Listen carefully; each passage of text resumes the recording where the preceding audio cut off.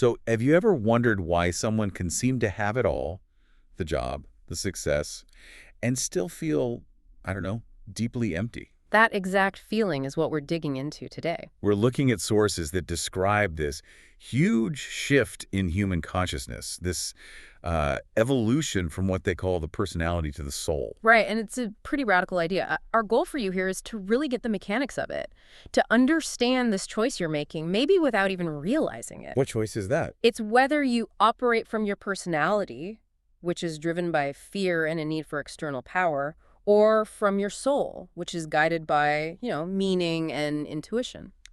And the claim is that humanity as a whole is moving toward the soul. That's the central thesis. Okay, so let's unpack that. These two inner voices, the personality, the ego, right?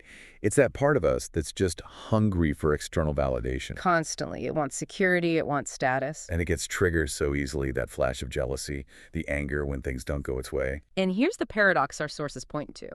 The personality can get everything it wants, the perfect life on paper, and still feel that deep, cold void inside. That emptiness. That emptiness is the signal. Now, contrast that with the soul. It's not interested in status at all. It's seeking growth. So it's internally focused. Completely. It creates harmony instead of reacting with fear. It leads with compassion and intuition, and the result is this unshakable connection to your life. The takeaway for you listening seems to be that suffering is really tied to the personality's need to control things. Exactly. Whereas what they call authentic power is aligned with the soul. But the personality is so fast, so automatic. How do you even begin to break that loop? Well, this is where the concepts of karma and conscious choice come in. The sources say that every single one of those unconscious reactions, that burst of anger, that defensiveness, it carries energy. And that creates karmic consequences. It locks you into a pattern. It does. But karma isn't a punishment, It's just the result of an unconscious choice. So how do you break the cycle? You have to pause. It sounds simple, but it's not easy. You interrupt that automatic reaction and you consciously choose love over fear. That is the definition of authentic power. Not power over other people. Oh, never. It's power over your own inner world. It's choosing your intention over your impulse. Okay, I think we need a concrete example. Authentic power can sound a bit like jargon. Let's say you're terrified of disappointing someone. What does that choice look like? It's the choice between maintaining your image and being honest. The personality driven by fear tells you to tell a little white lie, right? To keep things smooth. To manage their perception of you. Exactly. Authentic power, on the other hand, chooses the intention of honesty, even if it creates a moment of discomfort.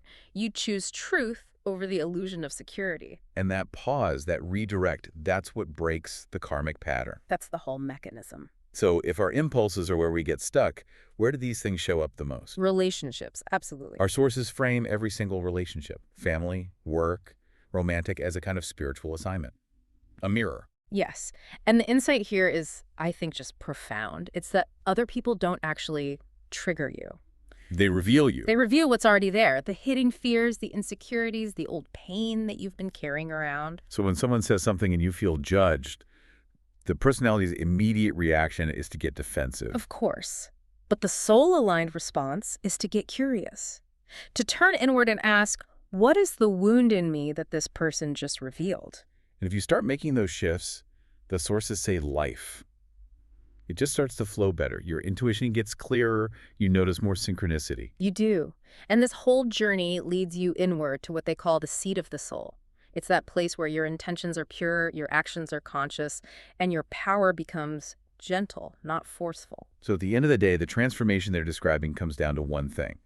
You can only transform the world by transforming yourself. That's it. So let me leave you with a final thought to mull over. If we accept that these huge emotional responses we have aren't really about what's happening right now, but about old wounds, then what if the most powerful thing you can do is to actually feel them fully instead of pushing them away? How might that be the very thing that guides you back home?